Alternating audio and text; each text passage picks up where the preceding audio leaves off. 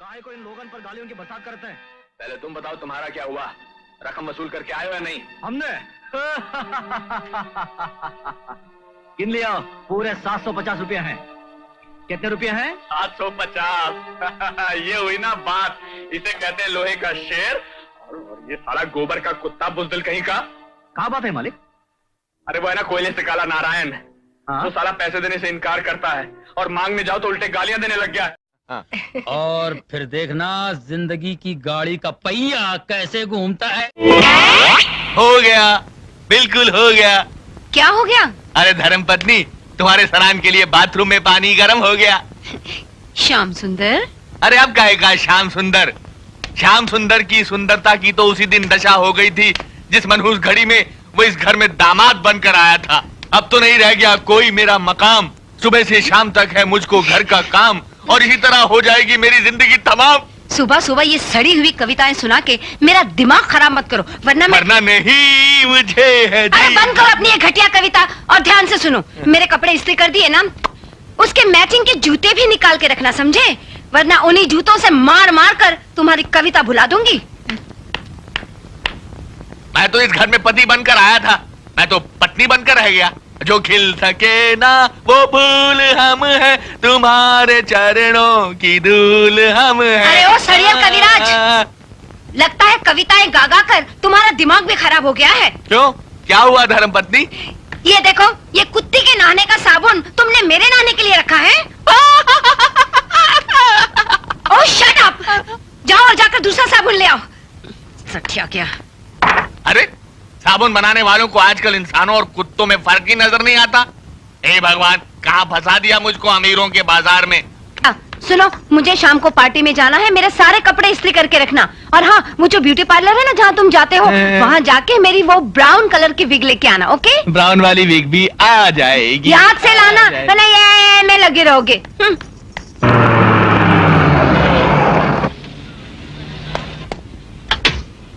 अरे अरे क्या गर्मी है।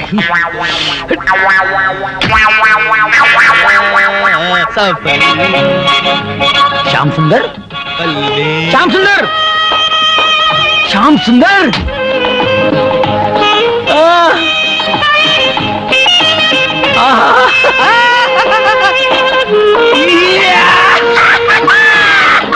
अरे आजा मेरे दोस्त, क्या हाल है मेरे भाई? कितने सालों बाद मिला तू। मेरा मामला तो बिल्कुल फिट है यार। ये हाथ में सूखी ब्रेड, ये लेडीज वीग। तू कहीं किसी नाटक कंपनी में भर्ती नहीं हो गया क्या है? क्या नहीं दे यार, इस मामले में फिर कोई बात करेंगे। ले ब्रेड खा। फिर कभी क्यों, इतने सालों बाद मिले हैं, ढेर सारी बातें करेंगे। मेरा बंगला बाजू में ही है, चल चल। नहीं नहीं नहीं अर्जुन नहीं। और दरवाजा खोल। बैठ जा, ठंडे में बैठ मेरी जान। श्याम बैठ। बस ये समझ ले कि तेरा दोस्त उस घर का गुलाम बनकर रह गया। खैर मेरी छोड़, तू अपनी सुना। तू यहाँ क्या कर रही है? क्या कर रही है? अंदर रसोई में कुछ काम नहीं है क्या? हैं? चलो, ये लो जी कबाड़ में। जी स्वामीनाथ। क्या बोली भाभी? स्वामीनाथ, देखा मैंने भी तेरी तरह पैसे वाली बीवी ढूंढी थी, लेकिन सुहाग रात के दिन ही मैंने बिल्ली मार ली। तब से मेरे उंगलियों के इशारों पर नाच रही है और पूरा चोर बाजार। चोर बाजार? चोर बाजार बोला? शेर बाजार, इस हर्षद टोपी के इशारे पर। हर्षद टोपी? तू समझेगा नहीं यार। मैं तुझे ऐसा तैयार करूंगा कि तेरी बीवी भी तेरे उंगलियों के इशारों पर नाचेगी। नहीं नहीं, ये नामुमकिन है। अरे मैं शेर बाजार का दलाल हूं, नामुमकिन को मुमकिन बनाना मेरा धंधा है। इधर हर काम उल्टा करता है। ये क्या बोल रहा है? अरे फट जाएगी। तेरी दुनिया में जीने से तो बेहतर है। गुड नाइट कहते हुए मुंह में दर्द होता है क्या? जब नाइट का ही कोई ठिकाना नहीं तो फिर गुड नाइट कहने का क्या मतलब राधा जी? क्योंकि तकदीर में अपनी लिखा है बालकनी में सोना, अब तो यही है अपना जिंदगी भर का रोना।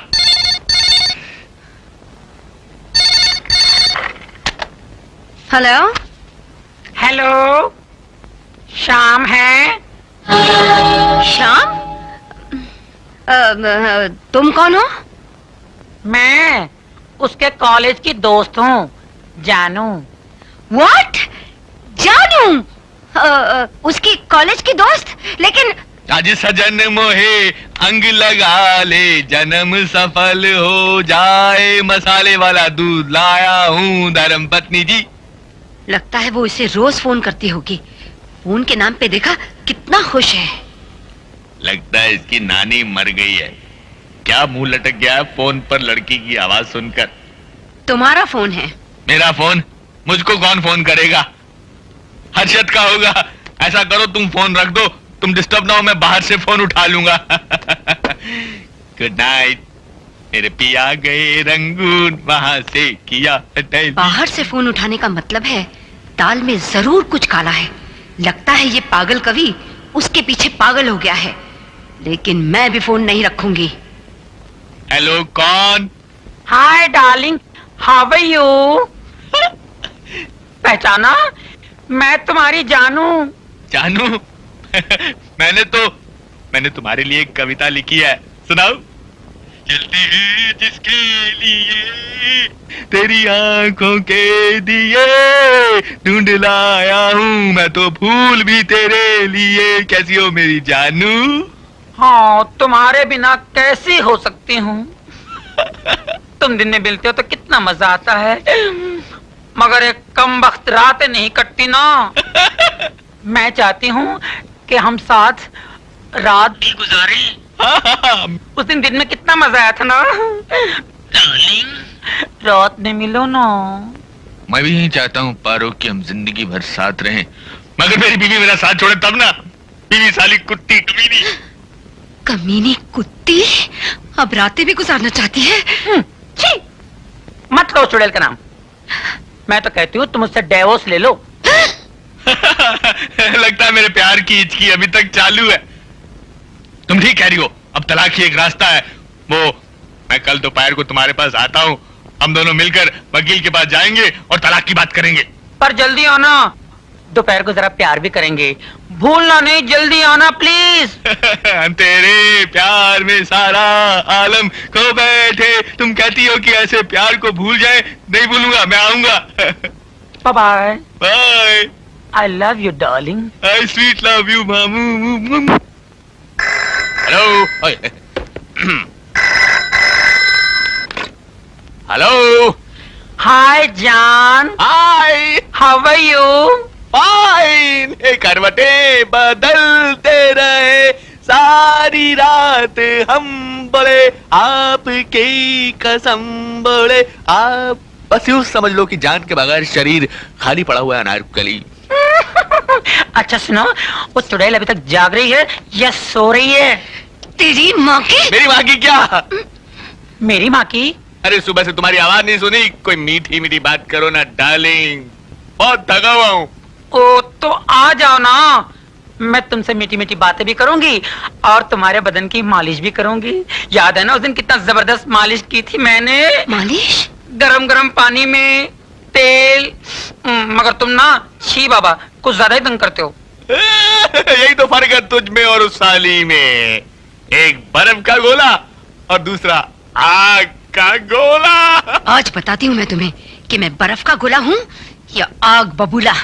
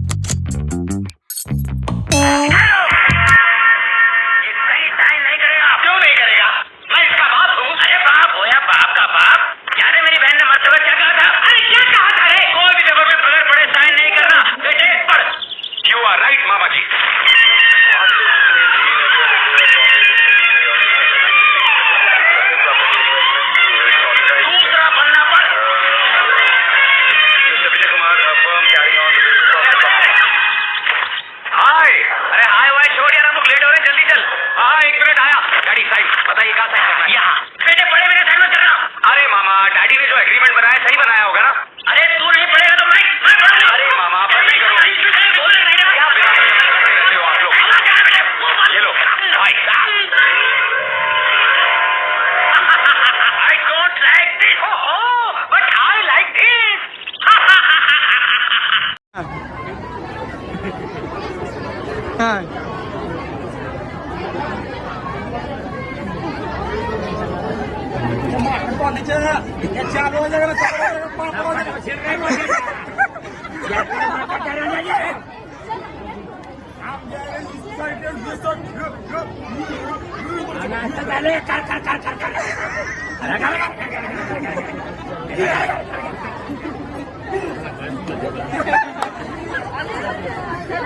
पेट्रोल के दाम कम हुए कि नहीं हुए? क्या डीजल के दाम कम हुए कि नहीं हुए? बोले तो? आपका फायदा हुआ कि नहीं हुआ? क्या बात कर रहा है यार? किसी का नसीब देश की जनता के काम आता है चले चुप। तो इससे बढ़िया नसीब की बात क्या होती है भाई? ब्रेक मार, विनाश काले विपरीत बुद्धि, बीच का सामान, नहीं तो गुप्ती घुसड़ के बेहतर को आर पार करके। तू भाई कल से खबर ही अटका हुआ है। खल्लास कर डालूंगा। हाँ, ये हम पूरा बोल ले।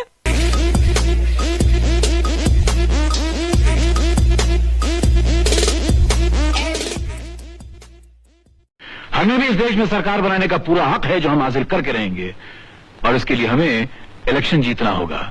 और इलेक्शन जीतने के लिए हमें क्या करना होगा? वोट हासिल करने होंगे।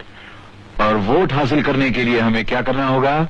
हमें जनता का विश्वास हासिल करना होगा। और जनता का विश्वास हासिल करने के लिए हमें जनता का सरकार पे से विश्वास हटाना होगा। और जनता का विश्वास हटाने के लिए हमें क्या करना होगा? ऐसा माहौल पैदा करना होगा कि लोग इस सरकार को निकम्मी, नाकारा और बेकार समझकर किसी और पार्टी को कुर्सी पर बिठाने पर मजबूर हो जाएं। और इसके लिए हमें क्या करना होगा? चारों तरफ बेचैनी, खौफ का माहौल पैदा करना होगा।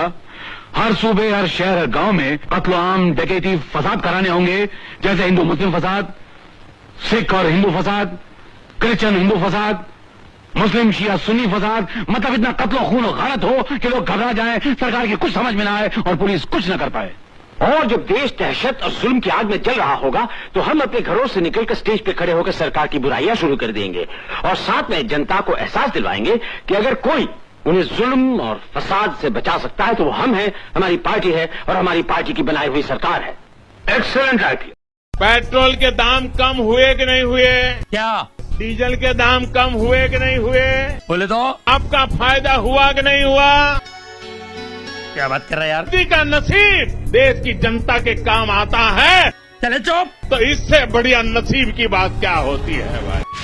ब्रेक मार, विनाश काले विपरीत बुद्धि, बीच का सामान, नहीं तो गुप्ती घुसड़ के बेहतर को आर पार करके। तू भाई कल से खबर ही अटका हुआ है। खल्लास कर डालूंगा। हाँ, ये हम पूरा बोल ले।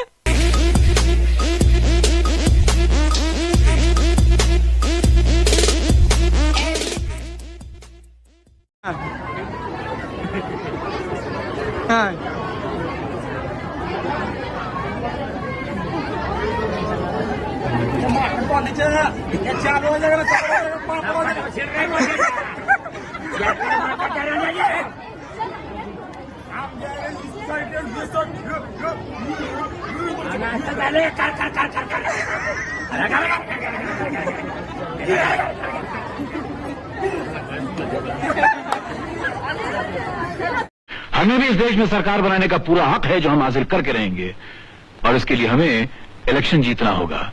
और इलेक्शन जीतने के लिए हमें क्या करना होगा? वोट हासिल करने होंगे। और वोट हासिल करने के लिए हमें क्या करना होगा? हमें जनता का विश्वास हासिल करना होगा। और जनता का विश्वास हासिल करने के लिए हमें जनता का सरकार पे से विश्वास हटाना होगा।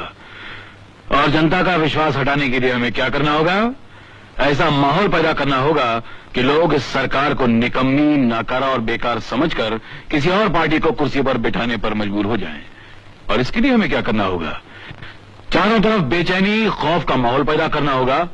हर सूबे, हर शहर, हर गांव में कत्ल आम, डकैती, फसाद कराने होंगे, जैसे हिंदू मुस्लिम फसाद, सिख और हिंदू फसाद, क्रिश्चियन हिंदू फसाद, मुस्लिम शिया सुन्नी फसाद, मतलब इतना कत्लो खून और गारत हो कि लोग घबरा जाएं, सरकार की कुछ समझ में ना आए और पुलिस कुछ न कर पाए। और जब देश दहशत और जुल्म की आग में जल रहा होगा तो हम अपने घरों से निकलकर स्टेज पे खड़े होकर सरकार की बुराइयां शुरू कर देंगे और साथ में जनता को एहसास दिलवाएंगे कि अगर कोई उन्हें जुल्म और फसाद से बचा सकता है तो वो हम हैं, हमारी पार्टी है और हमारी पार्टी की बनाई हुई सरकार है। Excellent idea.